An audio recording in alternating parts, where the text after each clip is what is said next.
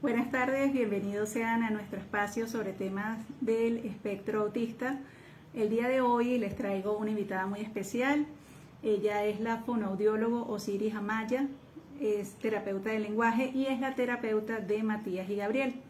Y bueno, el día de hoy vamos a manejar este tema que obviamente a todos nos interesa muchísimo, que es el tema de la expresión.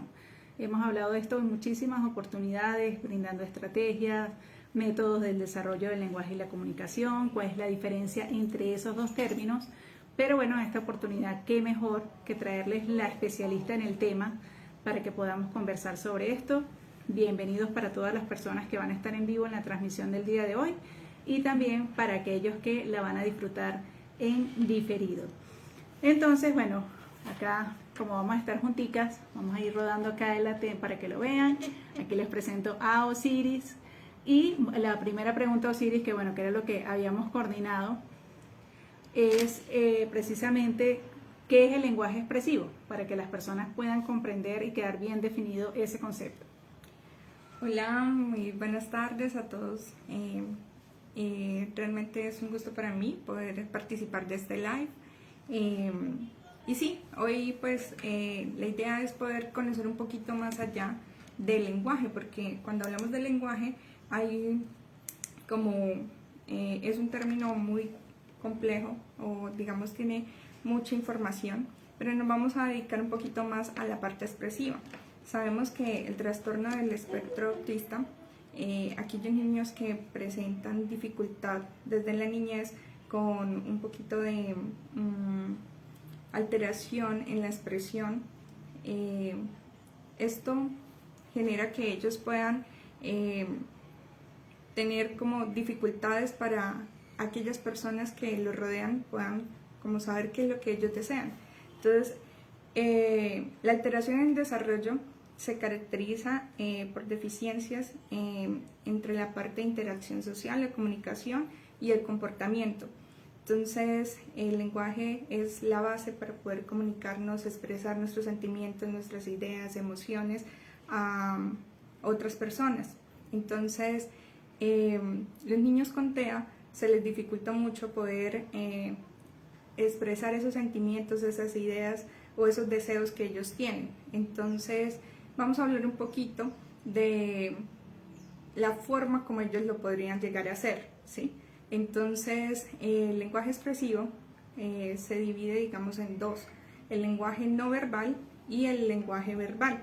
Entonces podemos ver que en las primeras etapas del desarrollo, muchos de ellos se demoran en hablar o algunos adquieren el habla, pero entonces de una forma no tan integral, sino con palabras que a veces no se logra como tener una idea completa de lo que ellos quieren decir, ¿sí? Entonces, dentro del lenguaje no verbal tenemos la parte gestual, ¿sí? Tenemos la parte corporal, ¿sí? Donde utilizan, digamos, algunos movimientos o el señalamiento, ¿sí? Perfecto.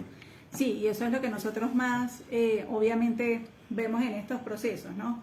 Y por qué es tan importante hablar no solamente que, bueno, ahorita Osiris nos va a describir precisamente cuál es ese desarrollo evolutivo que debe presentarse y dónde comienza a presentarse el desarrollo atípico, sino también que para nosotros es muy importante, yo siempre se los he dicho a ustedes y fue lo que yo más trabajé con Matías y Gabriel, entender que lo más importante es poder desarrollar un sistema de comunicación y que eso no es un proceso que viene de la noche a la mañana, eso es un proceso, pégate un poquito más aquí, Osiris, para que quedemos ahí las dos pegaditas, sino que eso es un proceso que evidentemente se va a ir desarrollando, es un proceso que puede demorar años. Entonces, porque muchas veces, Osiris, y yo no sé si a ti te ha sucedido, que de repente los papás, ay, pero es que tengo tanto tiempo trayendo al niño y yo lo veo igual, yo no veo que habla, yo no veo ningún tipo de avance. Entonces yo pienso que allí también tiene mucho que ver con las expectativas que uno tiene. Yo entiendo que obviamente para toda mamá es muy importante que le llegue el día de poder escuchar a su hijo decirle mamá. Muy bien, yo tuve que esperar 5 años para que llegara ese día. Pero realmente, como yo siempre les he dicho, a mí me parece que lo más importante es que nosotros podamos desarrollar ese proceso de comunicación. Porque si existe la comprensión, Eso es lo que nos permite a nosotros desarrollar como precisamente ese método particular, que obviamente tenemos que tomar en cuenta las etapas del desarrollo, y yo inclusive te lo preguntaba ayer, Osiris, porque algunos autores plantean, y bueno, algunos profesionales también, que eso es como una ventana de oportunidad. O sea, que si el niño llega a determinados, por ejemplo, 5 años y no habló, ya el niño no va a hablar. ¿Eso es cierto o hasta dónde es esa ventana? Y en tu vasta experiencia en el tema, ¿qué es lo que tú has podido ver al respecto? Sí, no es cierto. Realmente cada niño es muy diferente. No podemos generalizar. Hay algunos niños que pueden ser que en el proceso, en el desarrollo, hablen antes de los 5 años, como nos decía aquí Ámbar, o puede ser que esperen a los 5 y puedan hablar más adelante, a los 8, ¿sí? Realmente eso lo determina el niño, ¿sí? La estimulación que se haya dado a temprana edad, el trabajo que se haya hecho interdisciplinario, porque no solamente es el trabajo del fonoaudiólogo o el trabajo familiar o el apoyo como en la red que es tan importante la familia, sino es un proceso en el cual por medio de la estimulación durante las etapas de desarrollo terapéuticos, incluso familiares, se pueda generar una intención comunicativa, y esta intención comunicativa solamente ellos lo van a expresar en el momento que ellos deseen, ¿sí? Pero ellos pueden comprender absolutamente todo lo que se le vaya explicando, obviamente en cada etapa, ¿no? Porque es importante entender que el lenguaje es un proceso, ¿sí? No podemos saltarnos los 10 escalones para ya llegar a la meta. Entonces poco a poco se debe ir trabajando. ¿Y cuáles serían esos escalones? ¿Cómo es más o menos allí como la escala que nosotros tenemos que aprender y entender para saber y poder apoyar a nuestros hijos en ese proceso? Entonces hay que partir, estamos hablando ya en esta parte sobre la normalidad. ¿Cuáles son el desarrollo normal del lenguaje en el niño? ¿Sí? Entonces más o menos de 0 a 3 meses el niño comienza a expresarse a través del llanto, a través de los gritos, se sorprende al escuchar sonidos muy fuertes, reconoce la voz de la madre, ¿sí? Entonces eso es, digamos, como los momentos en los cuales ellos sienten necesidades biológicas, ¿sí? Esa es una forma de comunicación. Yo escucho a mi hijo o mi hija llorar, entonces es porque algo le molesta, porque le hace falta algo, ¿sí? Más o menos de 3 a 6 meses realizan ya lo que son el juego vocálico. Ese juego nos permite saber su etapa de desarrollo, ya que ellos giran hacia la fuente sonora, buscan los estímulos sonoros, visuales y sonríen. A partir más o menos de los 6 a los 9 meses empieza algo que se llama el balbuceo y el juego con la voz. Comienzan ellos a hacer juegos, comienzan a ver el señalamiento, utilizan el dedo para expresar lo que ellos desean. Comienza el desarrollo de la permanencia del objeto, comienzan a explorar, a buscar los juguetes, a metérselos en la boca, a buscar, digamos, como a adquirir como ese tipo como de exploración, ¿sí? Más o menos entre los 9 y los 12 meses trabajan todo lo que es comprender un poquito las palabras familiares. Entonces es ahí donde ellos comienzan a repetir algunas cosas, agua, tete, o comienzan a decir mamá o claro, papá, como lo más cotidiano, o sea, lo que ellos van más relacionados. Hacia ya el año, hacia los 12 meses más o menos. También les llama mucho la atención lo que el adulto puede hacer, entonces comienzan a imitar, comienzan a decir sus primeras palabras, hay mucho movimiento de manos, ¿sí? Y ya entre los 12 meses y el año y medio, pueden ellos ya ir generando ya más o menos por promedio 15 palabras, forman frases, comienzan a hacer frases cortas, amplían el significado de palabras como instrucciones sencillas, van como trabajando esa parte de la comprensión, ¿sí? Y desde más o menos el año y medio a los 2 años ya hay un habla de promedio más o menos de 50 palabras, ya se comprenden más seguimiento de instrucciones, hay como un vínculo, una comunicación más cercana con el entorno como tal. Uh-huh. Muy bien, entonces esas son todas las etapas. Partiendo que por supuesto en el caso de nuestros niños TEA, lo que hay es un desarrollo disfásico, es decir, nuestros niños van a pasar por todas esas etapas, pero muy probablemente en una edad que está fuera del rango de lo que plantean las escalas evolutivas. Muy bien, entonces eso es bien importante porque muchas veces, y eso lo vemos sobre todo en la parte académica, que uno como papá siente la presión, muchas veces desde la parte de la docencia, de que no, es que los niños a esta edad están en este proceso.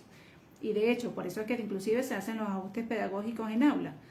Porque es bien importante entender que como nuestro hijo está, por supuesto, cursando un desarrollo disfásico, obviamente producto de que tiene un trastorno del neurodesarrollo, no quiere decir que él no vaya a lograr alcanzar esas competencias. Pero como bien lo decía Osiris, no podemos pretender de que para que él vaya a la par ni con los niños en la edad cronológica, lo vamos a hacer brincar desde el primer escalón hasta el siguiente descanso. Él tiene que cumplir y pasar por todas y cada una de estas etapas. ¿Cuánto tiempo le va a tomar? No sabemos. Y eso es precisamente el por qué es tan importante que nuestros niños asistan con el terapeuta del lenguaje. Porque es la persona que obviamente va a valorar el caso, porque obviamente las intervenciones siempre tienen que ser realmente individualizadas y en función de las capacidades que tienen. Porque para cada niño los intereses restringidos son diferentes, las habilidades que va desarrollado hasta ese momento son particulares, y también las destrezas que tiene el momento y las áreas de oportunidad, que son las áreas precisamente que vamos a trabajar. Entonces, de repente, la técnica que puede servir para un niño, de repente no sea la más apropiada para el otro.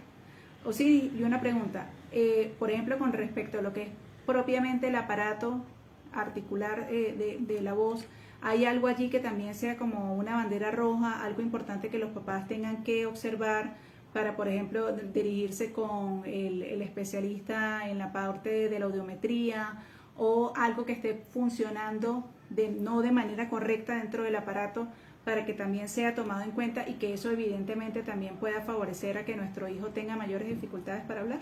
Sí, el lenguaje también va muy relacionado con el habla. Entonces, para esto pues me gustaría explicarles un poquito que el lenguaje es todo ese proceso que tomamos del exterior y que lo integramos cognitivamente, y hay todo un proceso interno para poder expresar, ¿sí? Entonces viene lo que es el lenguaje oral, que es todo el proceso donde yo discrimino los sonidos del habla, tomo los significados, le doy uso, comienzo a trabajar la parte del vocabulario, identifico todos los elementos que me rodean. ¿Qué es la mesa? ¿Para qué me sirve la mesa? Si es de día, si es de noche. Toda esa parte de comprensión es importante también saberla. Entonces, si yo tengo una estimulación del vocabulario, voy a poder entender, ¿sí?, el entorno donde me encuentro y poder expresarlo, ¿sí?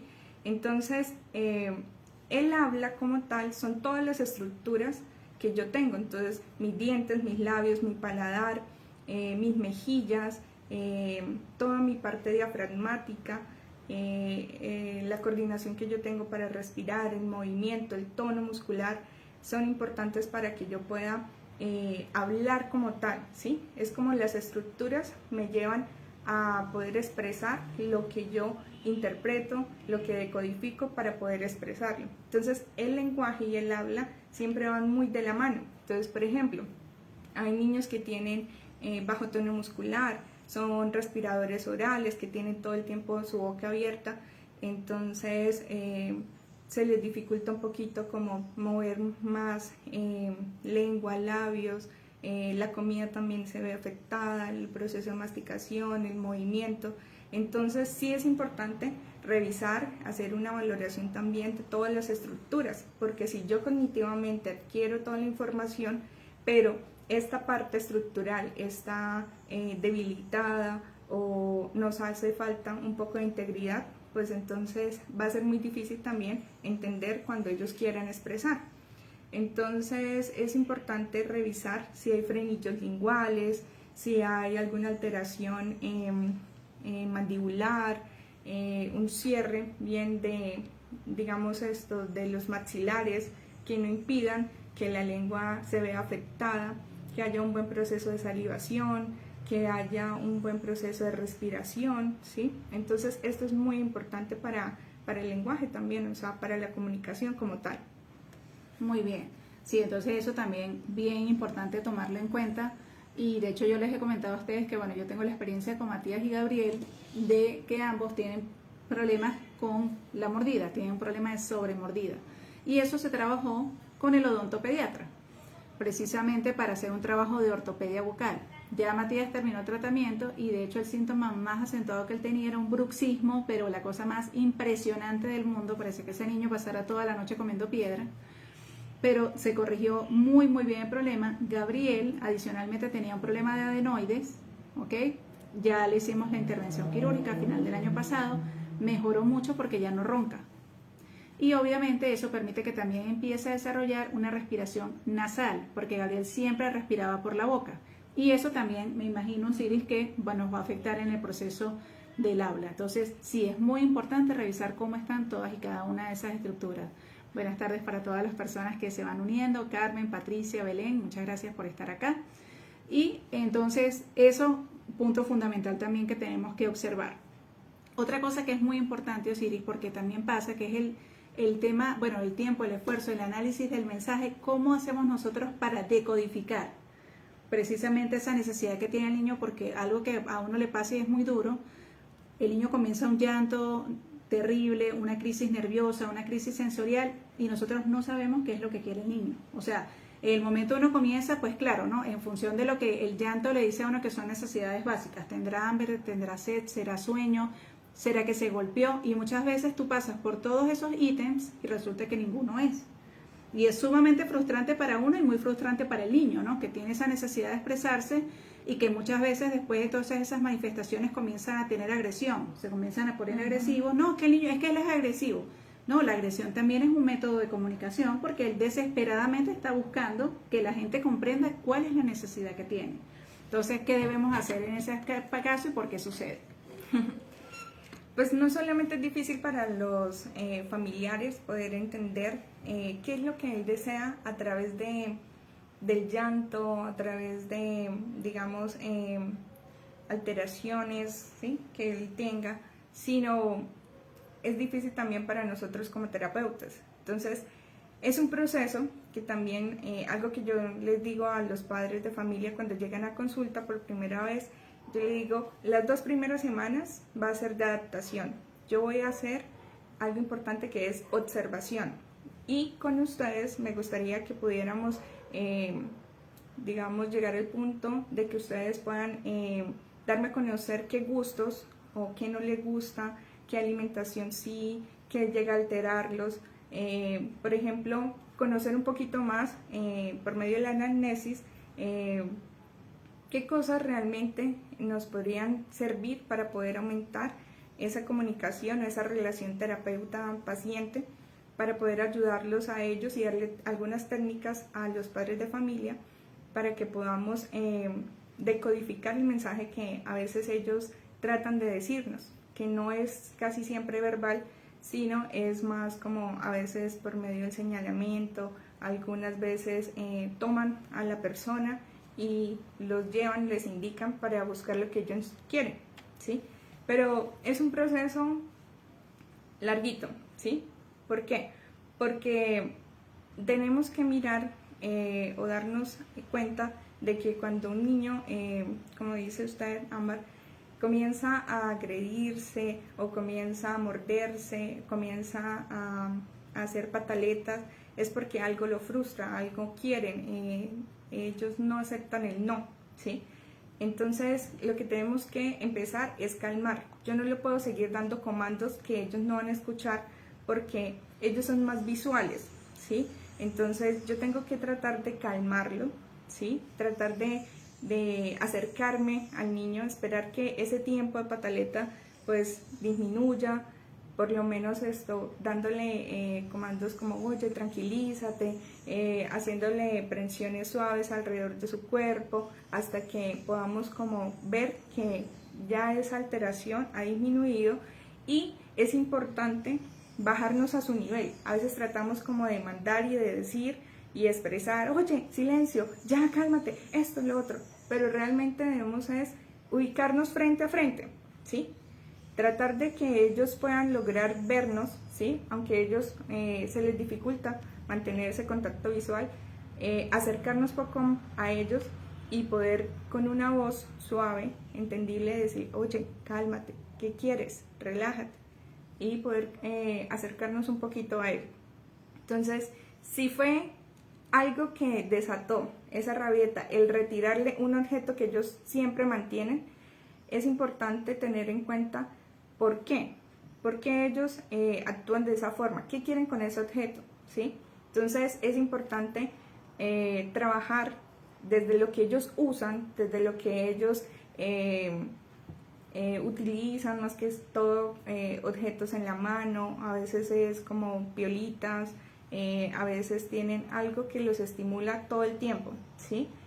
Y poder trabajar con ellos desde lo que se observa, ¿sí? Más que todo esa parte. Eso está excelente y está muy bien, eso es todo lo que está explicando Osiris, porque es muy cierto, ya ahí entramos en el proceso de la autorregulación.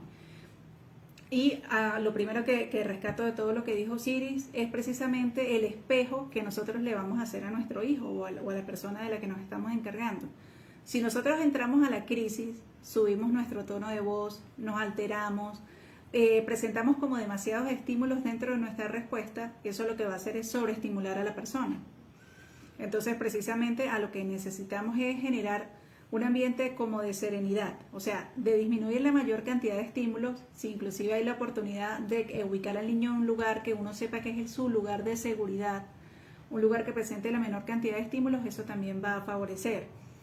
A veces sucede mucho, y eso tiene que ver con esto de normalizar ciertas conductas en aras de que nuestro hijo o la persona con la que estamos allí, hola Adri, ¿cómo estás? Gracias por acompañarnos.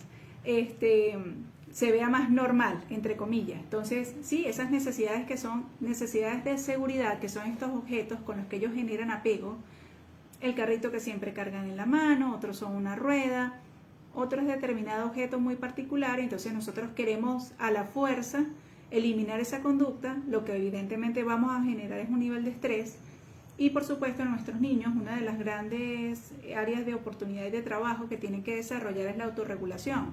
En las personas la autorregulación más o menos llega como a los 7 años, comienza ese proceso.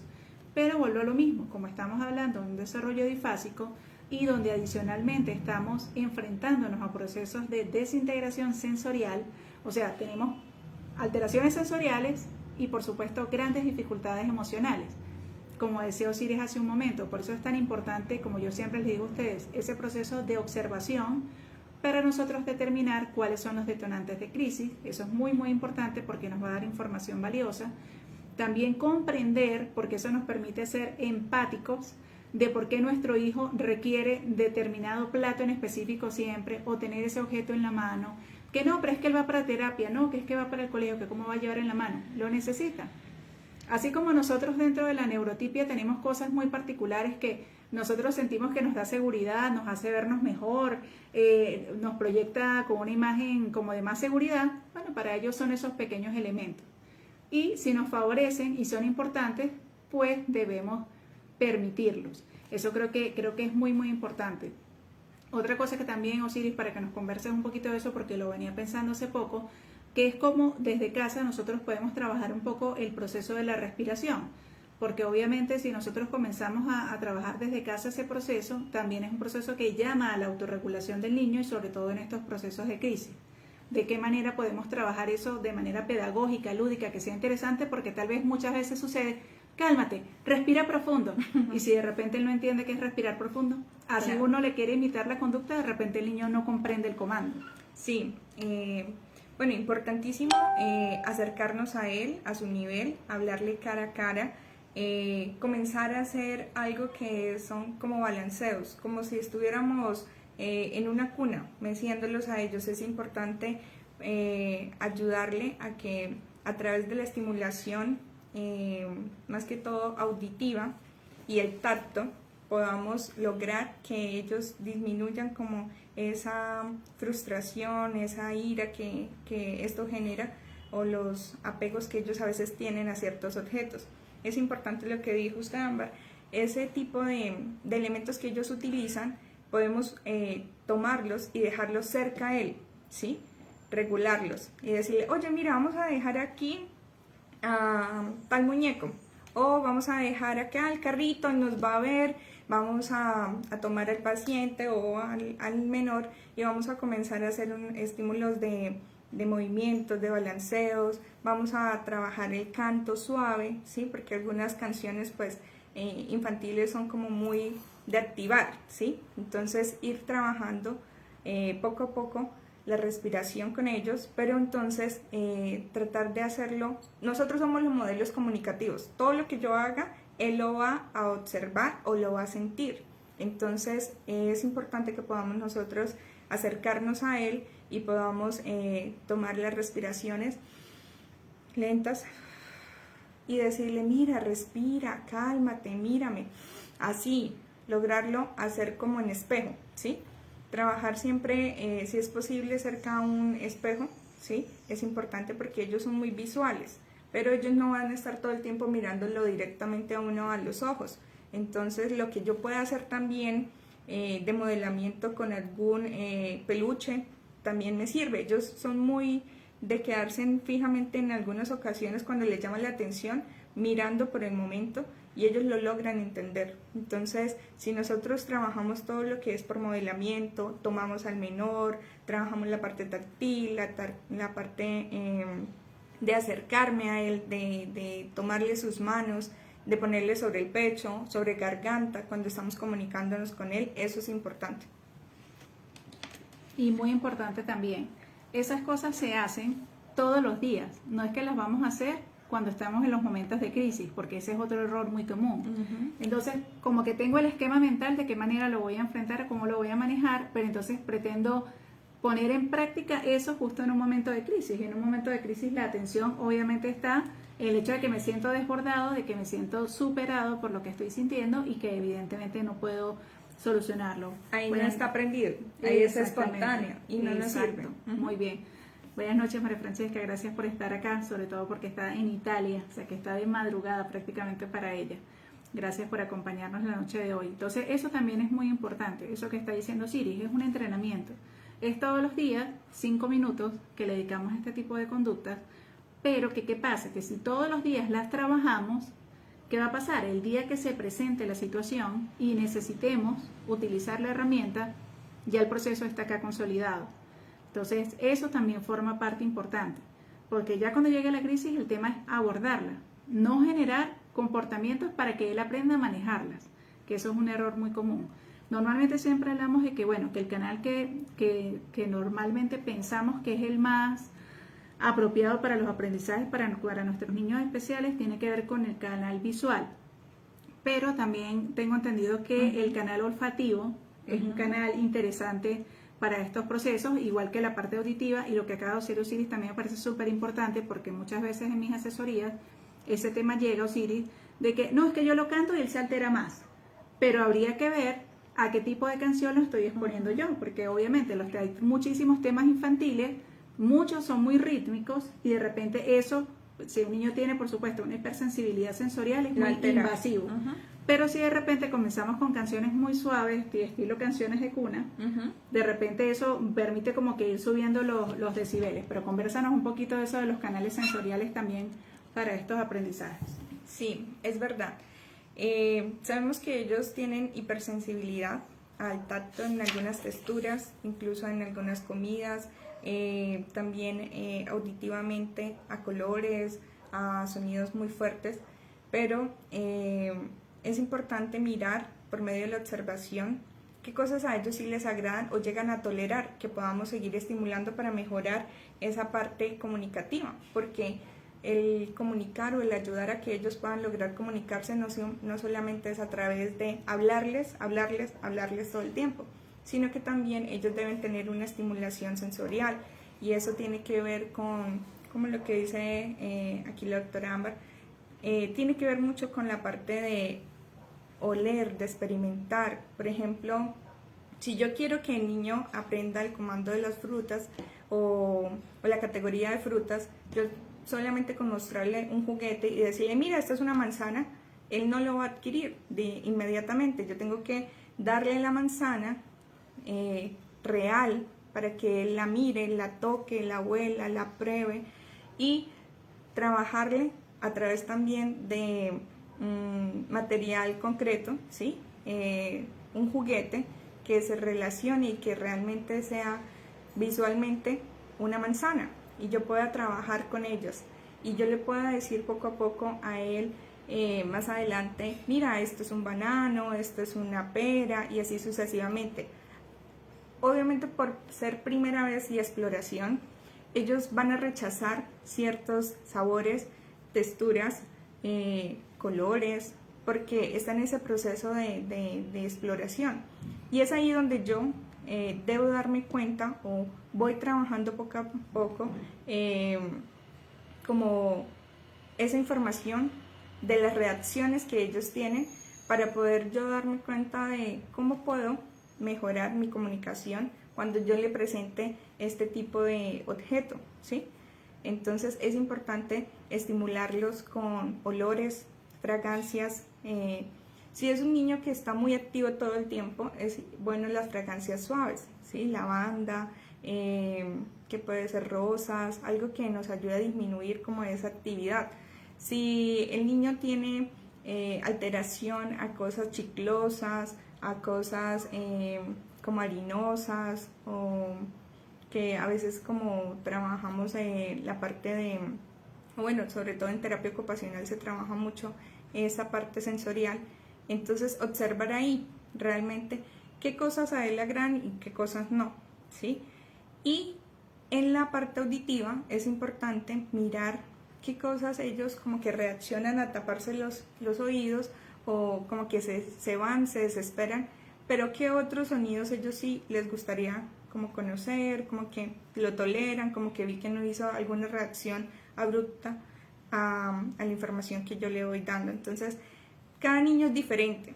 Hay niños que toleran ciertos olores, sabores, otros niños no toleran la parte de auditiva, es más difícil, pero entonces lo importante es no limitarlos. Ay, es que no le gusta probar el banano, no le gusta tal tipo de música, no le gusta ponerse las medias porque le molesta. Entonces es ahí donde yo tengo que ir poco a poco trabajando esas cosas que no le gusta, pero no de una forma impositiva, o sea, de una vez obligarlo a que, ay, no te tienes que poner esto, o tienes que salir con esto, tienes que comer esto, no, sino poco a poco dándole a probar, a que ellos se vayan adaptando poco a poco a ese tipo sensorial. Sí, eso es muy importante, o sea, como ir exponiendo poco a poco a la persona y exponer, porque por ejemplo, yo tengo uno, estos frasquitos a mí me encantan porque se prestan muy bien para el tema del olfato. ¿Por qué? Porque en el frasco, por ser transparente, entonces te permite que la persona pueda observar qué es, ¿ok? Poco a poco puede enfrentarse también al olor y también, por supuesto, a la sensación cuando se la pone en la mano. Pero exponer a la persona a un estímulo no de entrada habla de que tiene que ser que yo voy a destapar el frasco para que tú lo huelas, porque eso puede ser invasivo. Yo puedo comenzar sencillamente con presentártelo en el frasco, porque de esta manera hay una distancia entre tú y yo, y lo puedo ir presentando diariamente y colocando el estímulo allí. Porque aquí entramos en la categoría de los procesos del desarrollo de la atención. Las personas logramos aprendizaje cuando existen dos etapas previas que se llaman atención y comprensión. Esas dos son las que consolidan luego el aprendizaje. Y allí algo que conversó Osiris hace rato de una manera muy exacta, que es el tema de los materiales concretos. Lo que ella daba, por ejemplo, como lo que explicaba de la manzana. No es lo mismo que yo te diga manzana, no es lo mismo que yo te muestre una imagen de una manzana a que yo te presente una manzana, que tú la puedas tomar en la mano, sentir la textura, el peso, el olor, conocer el color que tiene, todas las particularidades que lo conforman. Entonces eso forma parte también, por supuesto, del manejo de la comunicación. Mientras más estímulos te presente yo de manera concreta, eso nos va a permitir muy probablemente obtener un mayor grado de atención para el desarrollo de cualquiera de estas actividades. Es como, por ejemplo, cuando se comienza también a desarrollar el proceso de la conducta alimentaria. Y era lo que decía Osiris. Yo no me puedo quedar en la excusa de que, ay, no, es que él no le gusta, es que él no tolera, es que el notar, sí, vamos como decíamos, en una escalera avanzando. Vamos primero que nada a presentar ese estímulo, sin que sea invasivo. Vamos a comer y yo quiero que comience a comer aguacate. ¿Qué tengo que hacer yo? Todos los santos días colocar un cuadrito de aguacate en ese plato. De repente pueden pasar días antes de que él lo determine, que lo quiera explorar. De repente lo primero que haga sea aplastarlo con la mano. De repente en algún momento lo va a oler y el oler tal vez le va a rechazar. Pero como no lo estamos, como decía Osiris muy asertivamente, desde la imposición, sino desde la invitación, donde yo sencillamente te estoy presentando a alguien allí, pero tú vas a tener tu espacio y tu tiempo para hacer tu relación con él. Eso es lo que hace que realmente nuestros hijos avancen en esos procesos. ¿Cuánto tiempo nos va a tomar? No se preocupen. Hace como 15 días les publiqué una imagen y el eslogan que le coloqué, y de verdad que me parece súper, que es: vamos lento porque vamos lejos. ¿Ok? Entonces, más allá de preocuparnos en los tiempos, que es que yo veo que fulanito ya logró, que es que yo supe sutanito que no sé qué, porque ese tema de estar comparando las evoluciones es frustrante para nuestro hijo, porque yo siempre se los he dicho, nuestros hijos tienen una autoestima, tienen un autoconcepto y una autoimagen, y eso se alimenta precisamente de la verbalización, o sea, del discurso que los papás estén dando. Si él está escuchando todo el tiempo que no, es que él no avanza, es que él no puede, que no tal, nosotros estamos imponiendo una serie de etiquetas que por supuesto también van a condicionar a nuestro hijo, y también nos condiciona a nosotros, ¿ya? Porque nos limita, porque nos frustra, porque nosotros estamos en un discurso que en vez de estar planteados en función de que yo sé que mi hijo está en este proceso en estos momentos y aquí es donde yo debo trabajar y abordar, esto es como con una lista, como que, bueno, ya logré esto, viene lo siguiente. Sí estoy de acuerdo que obviamente que cada vez que nuestro hijo avanza a otro nivel, nosotros de inmediato debemos presentar un nivel superior, porque de eso se trata, de no quedarnos en un aprendizaje, sino como seguir mostrándote que hay mucho más. Y eso también nos sucede a nosotros en la vida, cuando llegamos a ese punto de la vida que la vida se vuelve como rutinaria, como que yo no sé, como que ya nada me llena, es porque nosotros no nos estamos retando frente a la vida, no nos estamos exponiendo a nuevas experiencias. Eso es muy importante, es muy estimulante y es muy enriquecedor también para nuestros hijos.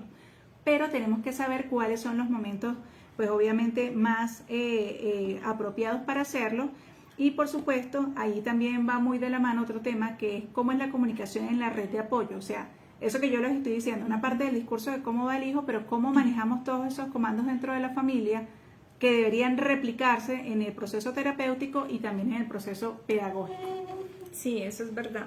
Entonces, el trabajo que puede llegar a, o sea, el trabajo de la familia con el terapeuta, y si está en la parte escolar con el docente, el trabajo en equipo y también interdisciplinario tiene que tener un objetivo. Todos debemos estar remando hacia el mismo lado para poder ayudar a que el menor pueda tener mayor evolución en esas habilidades comunicativas, en esas habilidades de aprendizaje en general. Entonces, todo lo que nosotros hacemos en el consultorio es importante que ellos lo refuercen en casa, y que en casa no solamente el acudiente o la persona que lleva al niño a terapia es el encargado y el responsable de la educación como tal del menor, sino que también las otras personas con las que el niño convive en casa puedan aprender también de la forma como él se comunica, cómo se trabaja en el entorno, en la parte terapéutica, qué ha dicho la docente en el colegio y todo este proceso. ¿Por qué? Porque esto nos va a ayudar a entender un poco más y va a ayudar a que él pueda evolucionar y cumplir los objetivos que todos nos hemos propuesto. Muy bien.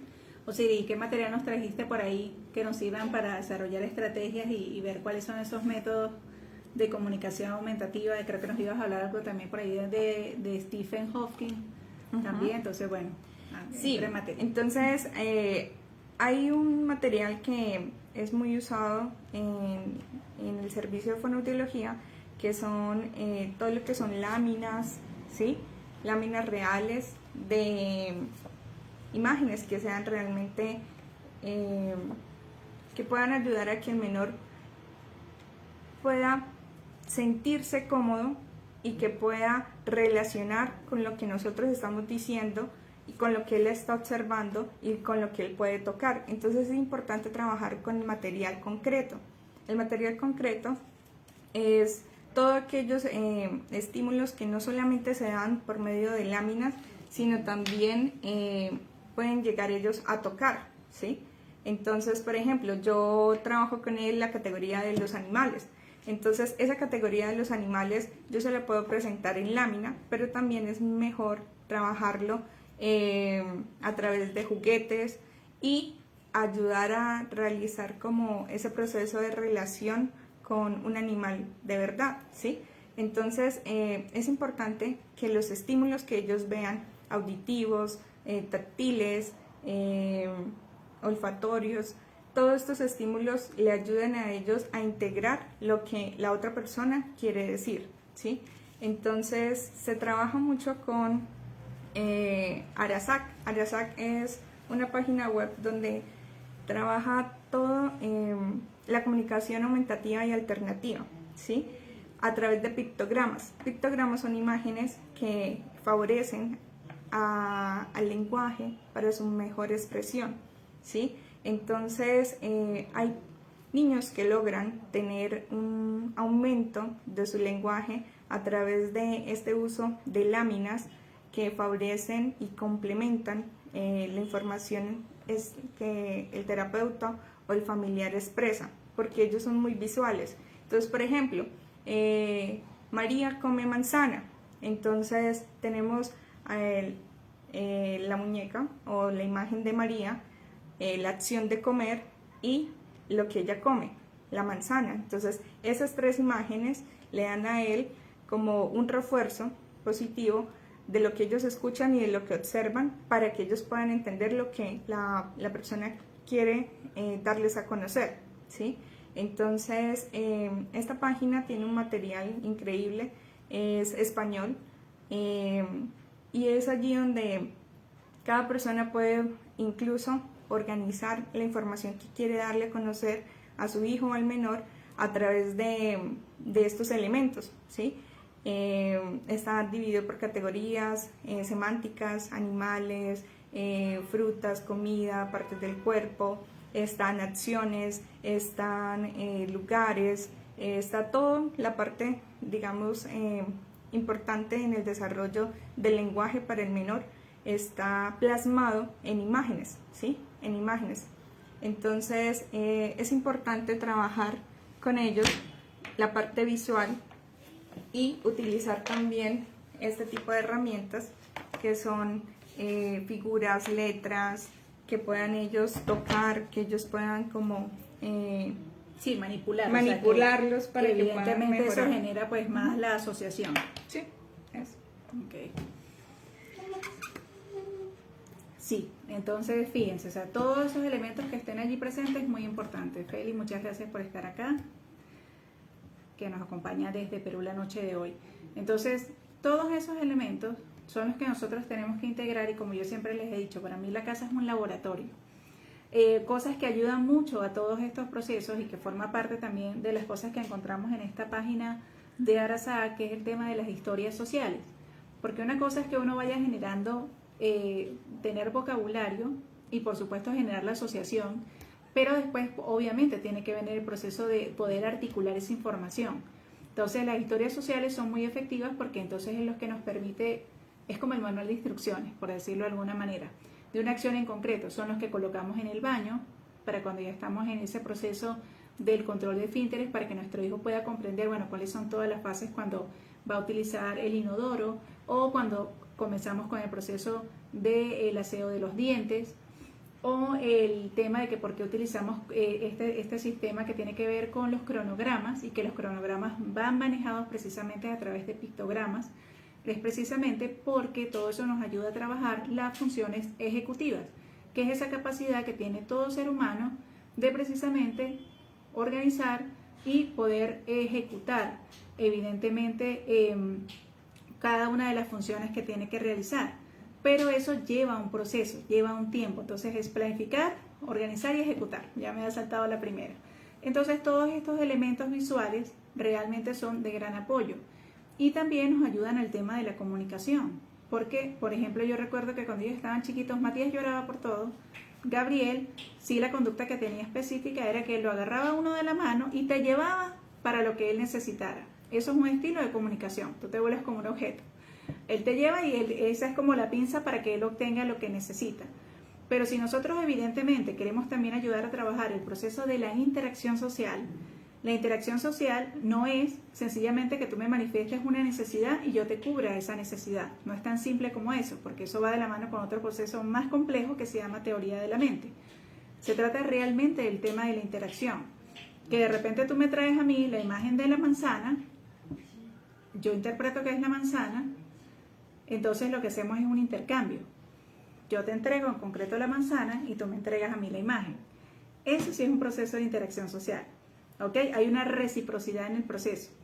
No solamente era el tema que había una necesidad de comer, sino que hubo un intercambio de información. Eso realmente es el tema de la interacción social.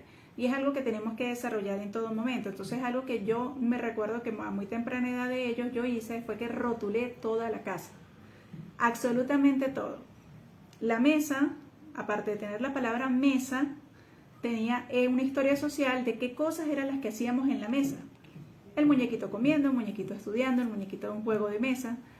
Los cajones, tengo aquí un mueble que sería nuestra biblioteca, cada uno tiene un cajón, o cada cajón tiene una función específica, entonces decía el nombre de cada persona que contenía las cosas allí y que para qué eran esas cosas. Y así con todos y cada uno de los espacios de la casa, y eso fue sumamente enriquecedor. Ahí vamos con el tema de las láminas. Pero entonces, ¿dónde queda el tema del concreto? Cuando evidentemente tú incorporas a tus hijos dentro de los procesos que tienen que ver con el hogar. Muy bien, ¿qué vamos a hacer la compra en el supermercado? Traemos todo y los involucramos de sacar todo eso de las bolsas, de ir indicando en qué lugar va cada uno. Al principio, obviamente, mientras menor grado de comprensión hay, nos tenemos que utilizar mucho la estrategia del orden-ejecución. Lleva las manzanas y entonces ponemos las manzanas en las manitos y lo acompañamos y lo llevamos al lleva las manzanas a donde lo queremos que los lleve. Pero esa es la escalera precisamente, o sea, ir generando todos esos comandos de manera cotidiana. Es decir, que llegue un momento que eso no sea un comando, que eso sea que forme parte de la comunicación cotidiana que nosotros tenemos que manejar. Por eso es que tenemos que aprovechar al máximo estos espacios con el terapeuta, porque ellos solamente están con nuestro hijo 40 minutos, 30 minutos en cada sesión, 50 minutos, pero realmente nosotros tenemos que aprovechar esas estrategias al máximo para llevarlos a la casa. Entonces, no sé qué conclusión y cierre pues nos quieres dar de la actividad de hoy. ¿Algún consejo, sugerencias para los papás que nos están viendo? Sí, es importante la estimulación temprana, ¿sí? No por,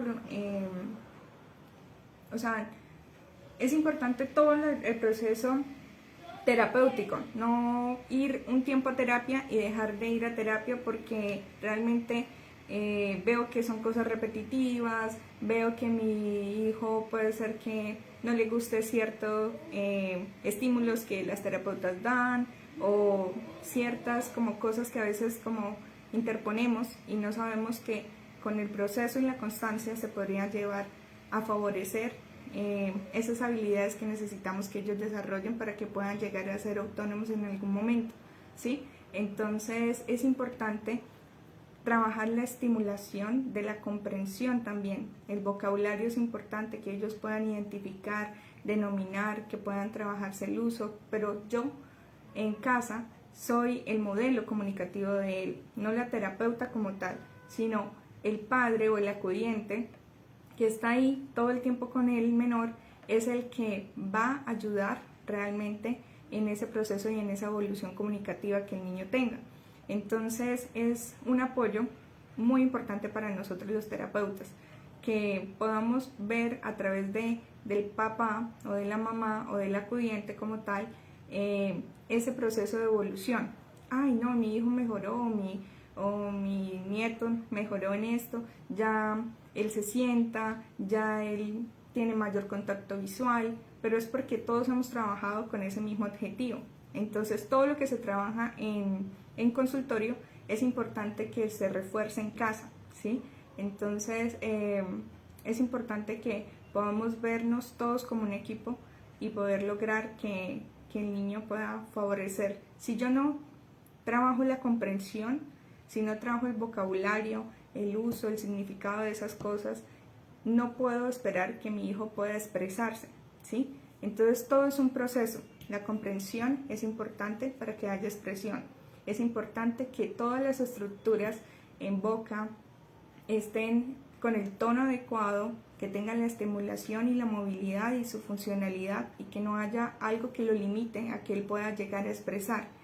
Es importante que el entorno donde él mayormente está sea un entorno ordenado donde pueda él desarrollar sus habilidades, no sea un espacio donde él esté quieto sin tener la estimulación por lo menos de juguetes, estimulación auditiva, sensorial. Hay que trabajar con ellos de poder incluirlos en las actividades normales de la vida, no excluirlos porque, ay, no, es que siento que lo miran, siento que lo rechazan. No, es allí donde debemos enseñarle que está bien si se cayó, si se golpeó, si hay alguna persona que quiera tocar, que quiera ayudarlo a él a manipular algunos objetos, ¿sí? Entonces por eso más o menos las 2 primeras semanas cuando ellos llegan por primera vez al consultorio, es de adaptación, ¿sí?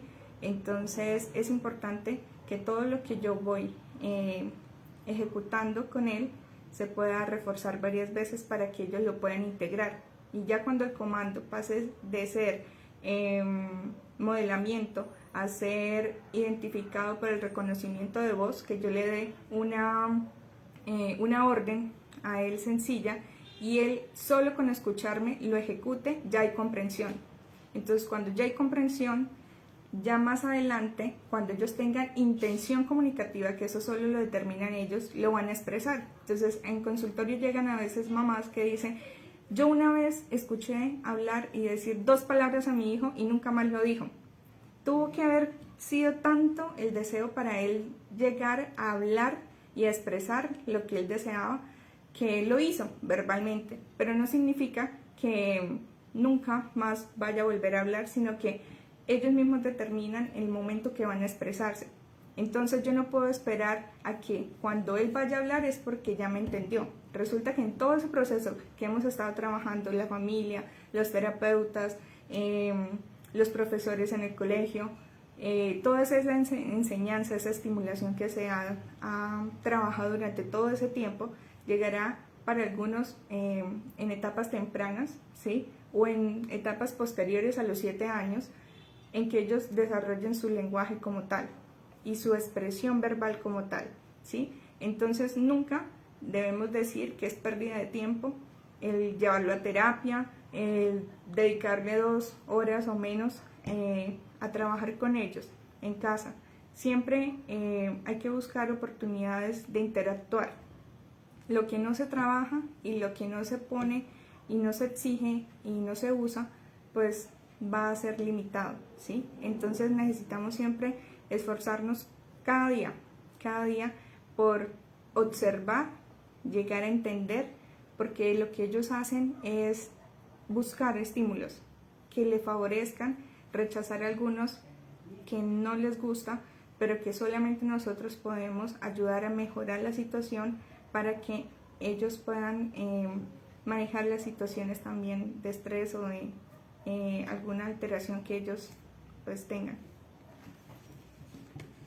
Bueno, entonces ahí que les quedó toda esa información muy valiosa de parte de Osiris. Como les dije al principio, ella es fonoaudiólogo, es la terapeuta de Matías y Gabriel, y bueno, esto sería como el primer tema que vamos a trabajar, sobre todo lo que tiene que ver el desarrollo del lenguaje y la comunicación. La vamos a tener después en otras oportunidades con otros temas también sobre esta área que es tan pero tan fundamental y es que es tan importante. Y como siempre les digo, o sea, el tema aquí es persistir, insistir, nunca desistir. Esa siempre tiene que ser nuestra filosofía, porque nuestro hijo depende de nosotros y de todas las herramientas que le queramos brindar. Y lo más importante, la actitud que tengamos frente al proceso. Muy bien, porque si esto se vuelve un proceso aversivo, un proceso que se ve netamente como una imposición, menos vamos a avanzar. Si lo volvemos como parte de los procesos normales de desarrollo, de educación, de evolución de nuestro hijo, créanme que realmente hay mucha más aceptación y va a haber más disposición de parte de él para hacer estos procesos. Entonces solamente me queda despedirme, darles las gracias a todas las personas que nos acompañaron, vi personas de Perú, de Ecuador, de Italia, gente de acá de Colombia que se unió, de México. Muchísimas gracias a todos por estar presentes esta noche. Y también, bueno, recuerden que esta información va a quedar grabada acá, va para el canal de YouTube también, así que la pueden volver a disfrutar. Que tengan todos un feliz fin de semana.